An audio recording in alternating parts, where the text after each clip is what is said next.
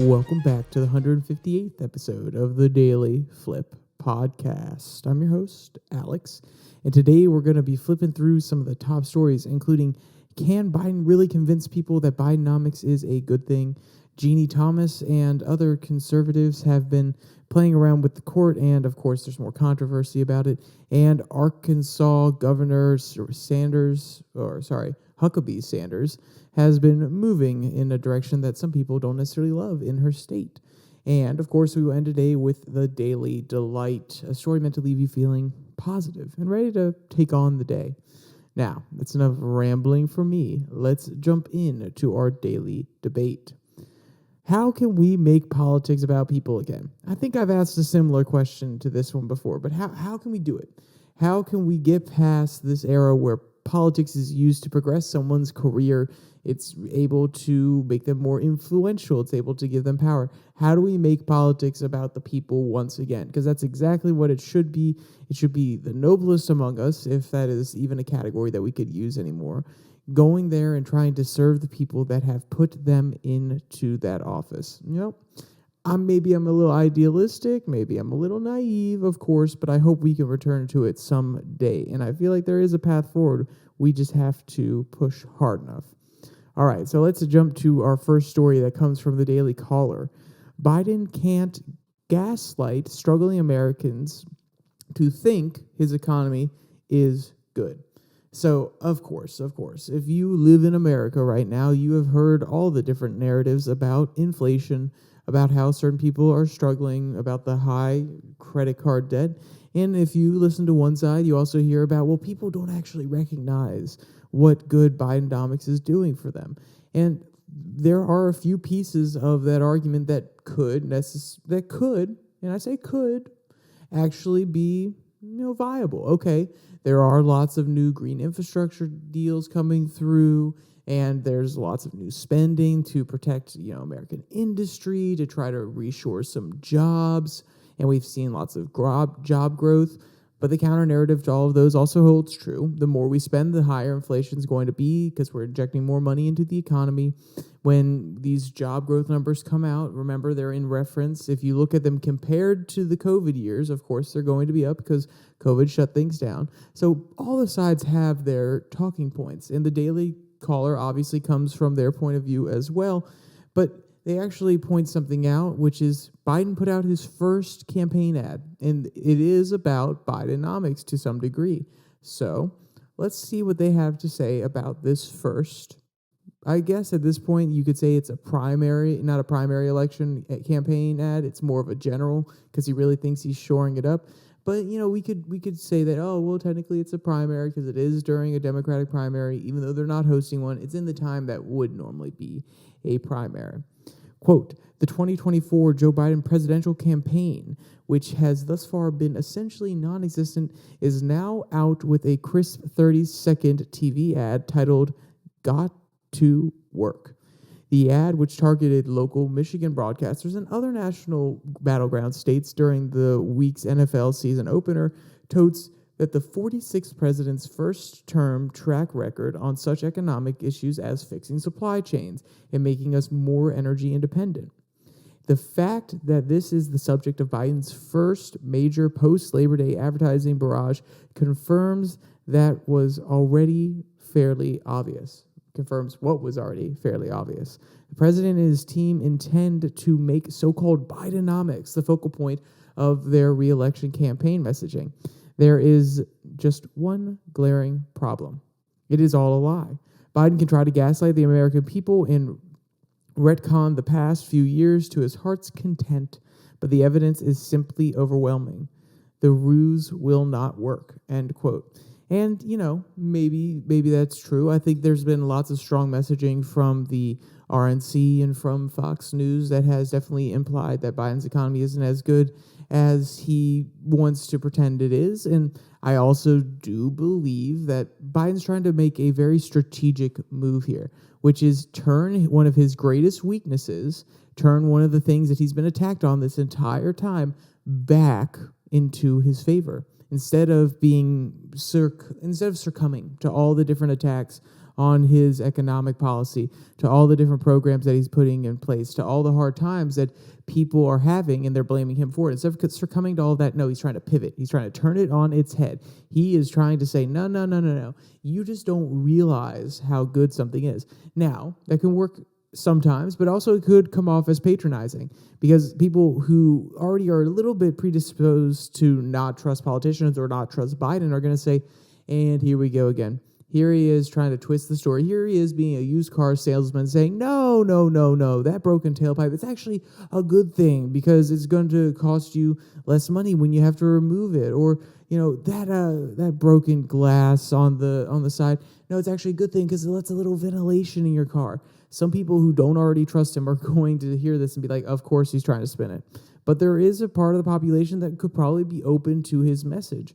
So I think the Daily Caller, while they're calling out and saying it's a lie and trying to persuade the people who might be persuaded by that message that no, he's actually lying to you, I think they're going about it in a very interesting way. They're not actually looking at the more political aspect, looking at the how and why they're doing it, rather than oh no, it's just a lie. Because let's be clear, whether it's a lie or not, sometimes political messaging gets through to people. And sometimes just stating these facts that he's trying to make us more energy independent, that he's fixing supply chains, that can resonate with people on an emotional level beyond the facts of the case. So while what the Daily Caller is doing is admirable and they're trying to give facts, if they really want to push back against it, you probably need a quick, snappy ad that calls it out and points everything out very quickly rather than a long article. But I don't think the Daily Caller is in the business of influencing politics that directly. They're just trying to call out, or this author is trying to call out what he is seeing. So Bidenomics is all about relieving the American people, getting rid of the junk fees, making us more energy independent, bringing back jobs. So what kind of relief is Biden saying he's bringing, and what does the actual relief look like? Because the Daily Caller wants to call this out. Quote, inflation has since cooled down a bit, but is still running considerably hotter than the Federal Reserve's stipulated 2% target. Accordingly, Fed Chair Jerome Powell has not ruled out still further increasing interest rates at a time when mortgage payments are already catastrophically high. For the median American family buying a home, mortgage payments doubled from roughly 14% a month to, wow, okay, hold on, let me redo that. From 14% of monthly household income in 2022 to nearly 29% in June 2023. That is the highest that particular metric has been in nearly 4 decades. Meanwhile, Saudi Arabia and Russia have announced more oil production cuts through the end of 2023. So there is a little bit more to the quote, but that's another interesting one. I think Saudi Arabia and Russia, they want Biden out. They're trying to pinch him politically. You saw it before the midterms when he came asking them, hey, can you actually not cut production? And he had to release a little bit more of the strategic oil reserves. So I really think that this is some outer state warfare or influence trying to make it harder for Biden going into the next election. And I'm not saying it's good or bad. I'm just stating that I think that it is happening. And we'll see what kind of influence it has going forward.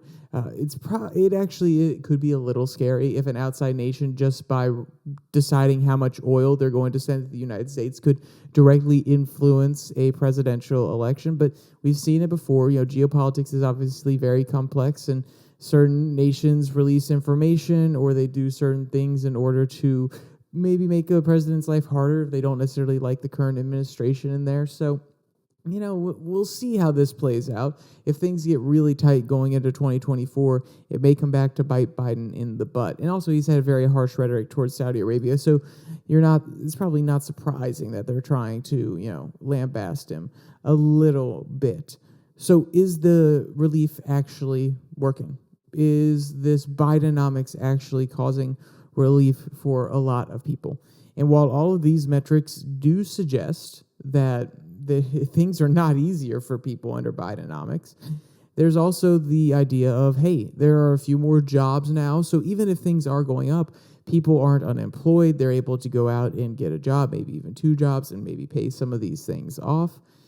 But then you have to remember that the job statistics they give is in recovery from COVID. So are they really creating new high-value jobs, or are they just bringing back old jobs that were canceled or kind of thrown underneath the rug during COVID? That's a serious question that we need to have as well. And also, to be honest, I don't know if a lot of people want manufacturing jobs. A lot of people in the middle America probably want manufacturing jobs, but this upcoming generation, I don't think they actually want to go work in a factory. They probably want a white-collar job. And the way to have more white-collar jobs here in America is to make it actually cheaper for employees to hire people who are educated here rather than other countries when it comes to like doing data analysis or building different computer models. You could probably outsource a lot of that to consulting firms or just firms or people in other countries who are also well educated, because it could be remote and things like that. So maybe there's a program that the government could do in that case, but then again, I don't think the government should really get that involved. So I think Biden's in a really, really hard pinch here. Now, from a more liberal progressive point of view versus my more, hey, government hands off point of view, there are lots of things that he could do, but they may have lots of negative influences on how we interact with other states. If we actually have preferential treatment for our own citizens, then guess what? Other states might do the exact same thing. It might limit the amount of consulting that the U.S. can do outside, U.S. companies can do outside of the United States, and therefore we actually may lose some of those jobs, but gain back the other jobs that we were exporting to other countries. So it may actually be a net negative or net plus. It's just a net zero. There, we might just shift the jobs to one sector of the economy, and this is what happens when the government gets so involved over time. If they put preferences or stipulations or even penalties in place, they're purposely shifting where the economy puts its resources. And when you do that, it can work. But then when you suddenly want to shift your priorities going forward, guess what? You're going to shift the economy again. And then all those great things that were created by that last program might have to go away. Then you have to find a house for all those other people that now you're, quote unquote, abandoning because you're ending the certain stipend or a certain subsidy that you're giving to a particular industry that was actually helping them expand and bring on new people. So you see why not letting the government get involved is probably a good thing, because then the market, in theory, can efficiently allocate its own resources and find the industries that are best suited for growth at this point. And then guess what? In the free market, people are going to say, oh, hey, there's this opportunity over here in this particular industry. Maybe I should tailor myself towards that, not oh, I should tailor myself towards a different industry because the government's subsidizing it. There are probably going to be jobs there. That's just, that's just my opinion. That's why I think that getting too involved in the economics of a country from the government's point of view is dangerous. And that's why a lot of people are criticizing Bidenomics, because it is a very intentional shift. The people that are actually caring about this on a more fundamental, principled level are looking at it and saying, you are forcing a shift in the economy. Now, if you were forcing a shift in the economy and it was helping the average day person, maybe you could still get elected. Maybe you could still go forward, and because the everyday person doesn't necessarily care about the principles, they care about how they are directly affected in their everyday lives. But it doesn't seem to have done both. The principled people are hating on it because you're going against the principle, or at least the principle of having government be too involved in people's lives. And then the average day person isn't necessarily feeling the positive repercussions of these policies. So he's kind of losing on both fronts. Maybe he can spin it going forward. Maybe there are other things that he could do that people would absolutely love, like the child tax credit. I hear from a lot of progressives, they love that. I've also heard news coverage from just average day people that they love that. It allowed them to send their kid off to a certain daycare or certain preschool so that they could work and actually pay off some of their bills. So maybe there are things going forward that Biden can do. I just find it a little hard to believe that he'll actually be able to 100% get them all done before 2024. All right, so that's enough on this one. We're going to go to a completely on the other side kind of topic, and this one comes from Rolling Stone. Ginni Thomas and conservative activists work together to exploit Citizens United ruling. So for those of you who do not remember Citizens United, in this article we'll talk about it, but I just want to highlight it before we go in because they kind of brush over it. Citizens United was a court case that went in front of the Supreme Court. And the question, the ultimate question at the end of the case was, is money political speech? Can people give a above a certain amount of money to a candidate in order to basically lobby them on certain issues. And let's be clear, they didn't make it that obvious, but if you give money to somebody and you're looking at it as an investment from a business point of view, it seems pretty obvious, even, let's be clear, even if the governor or whoever's getting the money, the political actor, the politician, whatever, whoever's getting the money, they understand, okay, this person probably wants something for that money maybe on a subconscious level, maybe in a just understanding how politics works. But even then, if you don't want to be that cynical and say, oh yes, people understand the second they get money from somebody or a PAC or a union, whoever's donating, oh, I obviously have to give them a little bit of time a day. Think about it this way.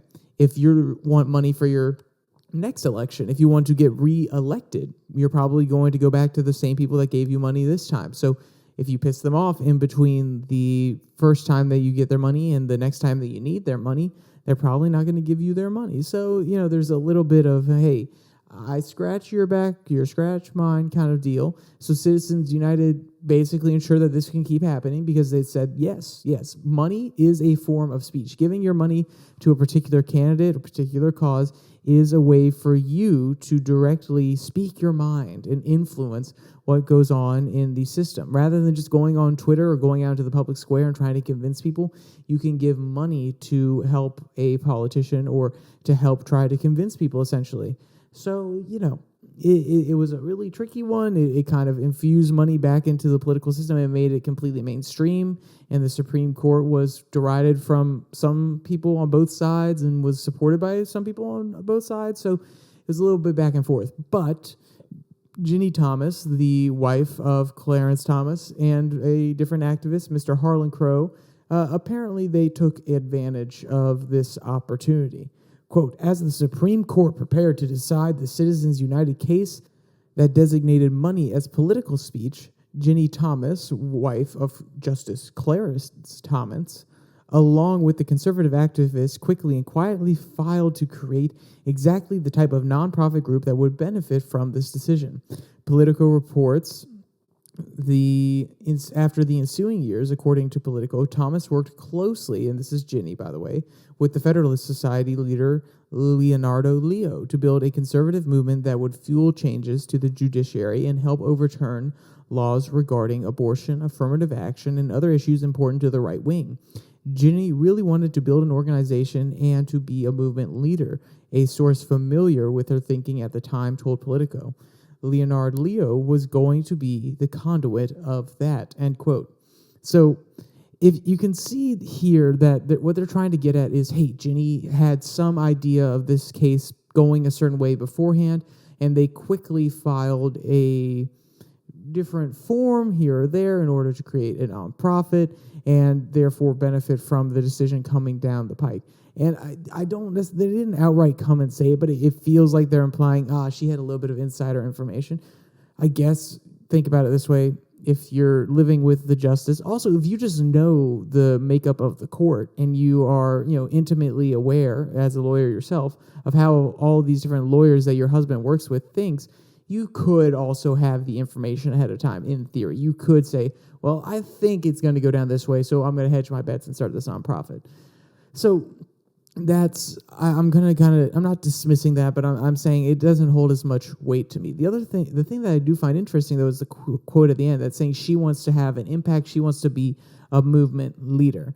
And they're not saying it's good or bad. They're just reporting. But I find that kind of admirable. No matter what side of the aisle you're on, whether I agree with the movement you're trying to create or not, the fact that you're willing to sacrifice part of your own time, effort, and money to support a vision of the nation that you have is admirable. The fact that you love our nation enough to be part of a movement that you believe will help our nation, at least that's what I think Ginni was doing. It doesn't explicitly say. But if your goal is admirable to help the nation, even if I don't agree with the policies, that is something where I can respect you for it. The time and effort that you put in, the willingness you have to sacrifice from yourself, like I said, it's something that sometimes we lack here in America. Sometimes we lack that long-term perspective. Sometimes we lack that will to be the political change, and I find it very admirable.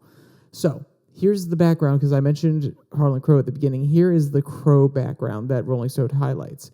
Quote, Crow provided the initial donation for Liberty Central, the group Thomas and Leo created.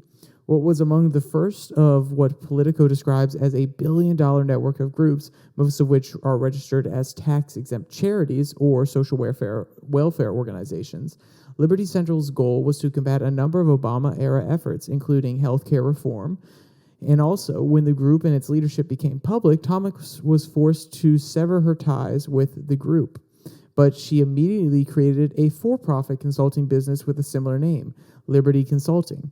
Leo then used a previously dormant tax-exempt group, Judicial Education Project, to pay Thomas a similar amount of what Liberty Central had paid her. GEP, or I'm going to call it JEP from now on, would later submit a number of amicus briefs to the Supreme Court advocating for conservative causes.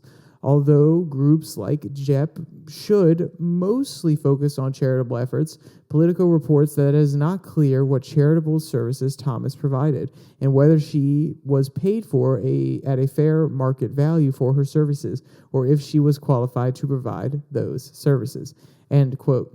So this is what they're really getting at towards the end here. These are more of the clear accusations, which is they're funneling money around that, they're creating a whole bunch of different groups in order so that she can get paid for her influence or her willingness to actually go there and try to talk to some of the people on the court and all these different amicus briefs that all these different groups are filing.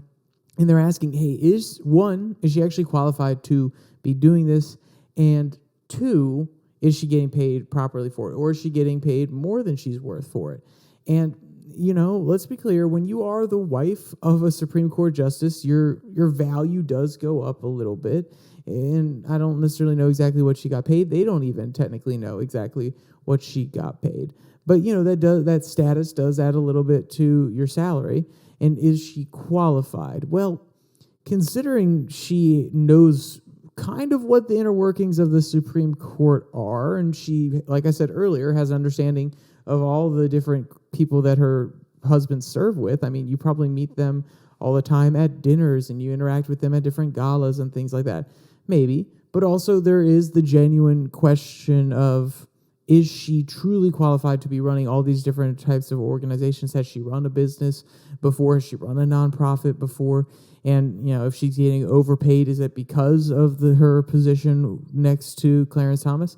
I don't want to honestly give too much air to these claims because I feel as though it's part of a concerted attack to defame the Supreme Court, and a lot of them in the past have been, I don't want to say proven false, but they have been shown to be overblown, at least from the perspective of a few different people on both sides of the aisle that I've listened to in the past, except if you're Kyle Klinsky. Kyle Klinsky absolutely loves these stories, and he keeps just putting them out there and trying to highlight them, and he really wants to show that the Supreme Court is not a institution that is above it all. They're just in the mud like everybody else. It is a political institution. So, of course, there are comments from both sides.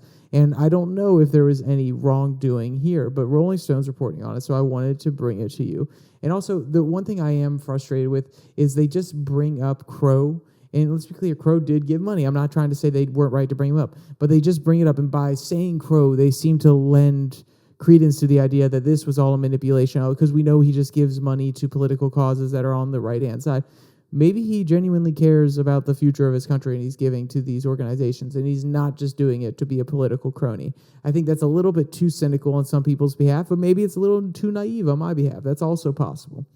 All right, so I've talked about that one enough, and you probably walked away from that like, wait, what did he say? What I'm saying is let the time elapse, let more things come out. It's admirable that she wanted to affect change in her country. Maybe she had a little bit more influence because of her position as a Supreme Court wife, and maybe that means that she shouldn't necessarily be qualified, or she isn't qualified to be doing exactly what she did. But once again, you got to respect that she was trying to positively influence her nation, and maybe she should step down and enjoy her older age a little bit more and just relax from now on, especially if this gets really politically hot. All right, so let's jump to just the news.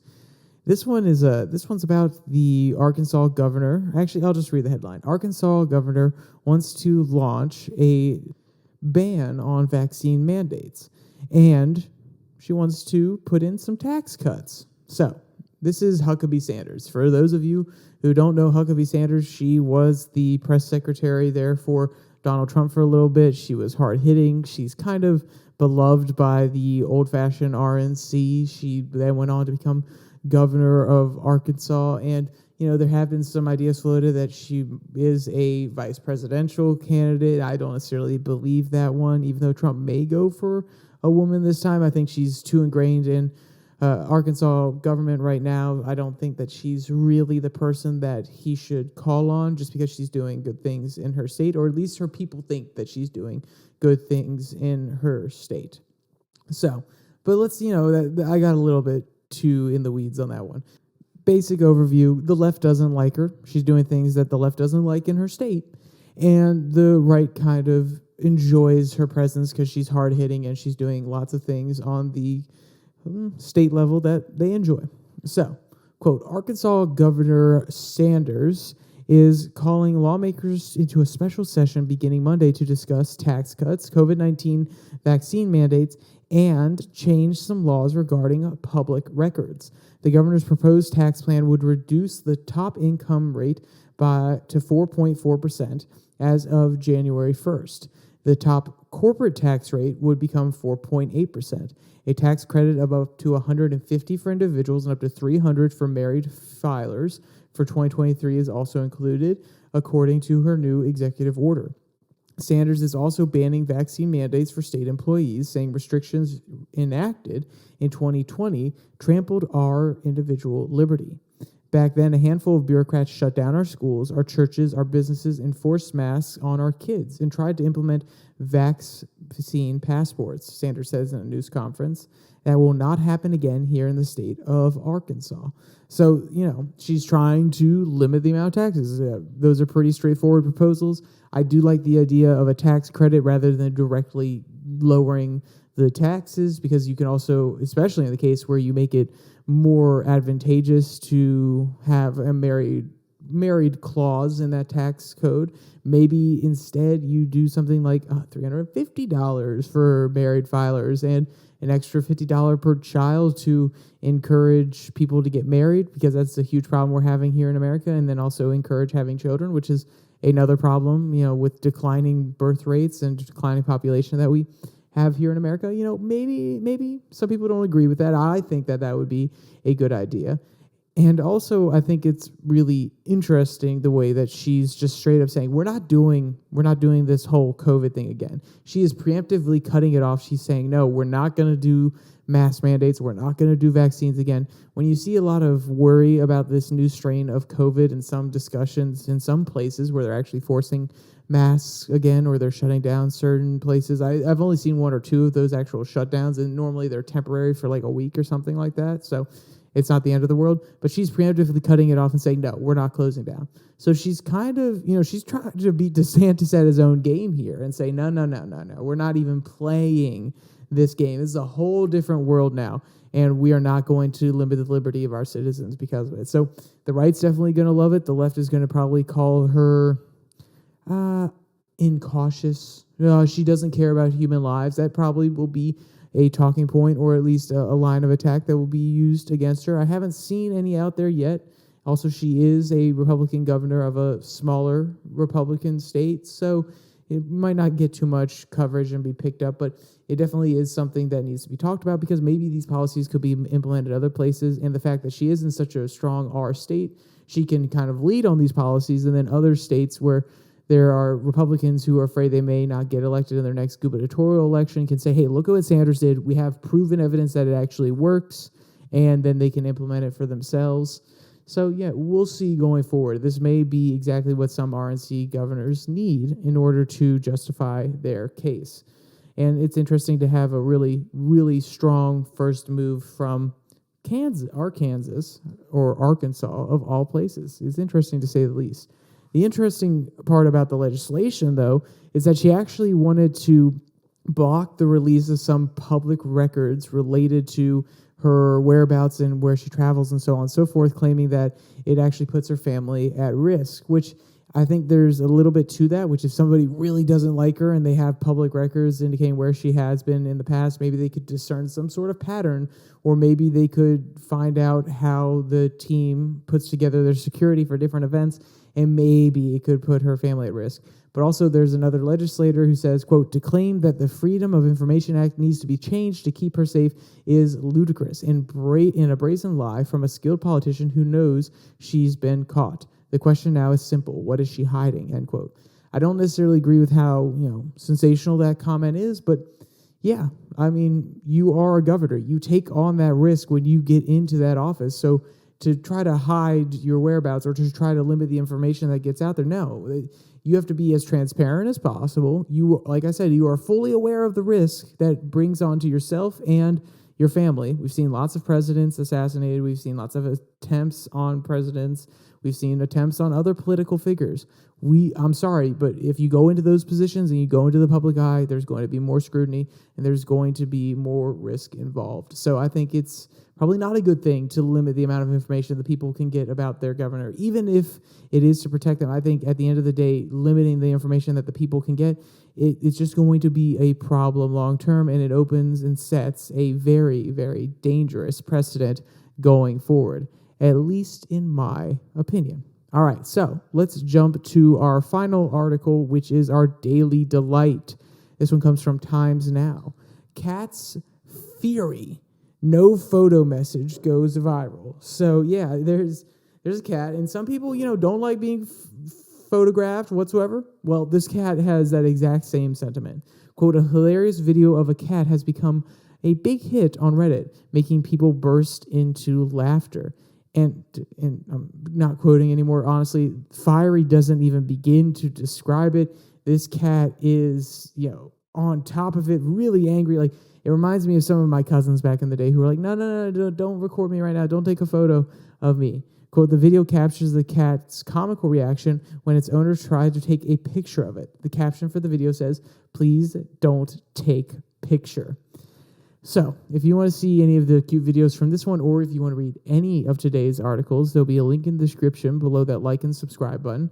Also down there, you can find the link to the podcast on Spotify, Pocket Cast, Google Podcasts, as well as Podvine, and the Twitter handle at your DailyFlip, where I post a Twitter tirade every Tuesday and Thursday. With all that said, there's only one more thing to say. Stay safe. Don't die.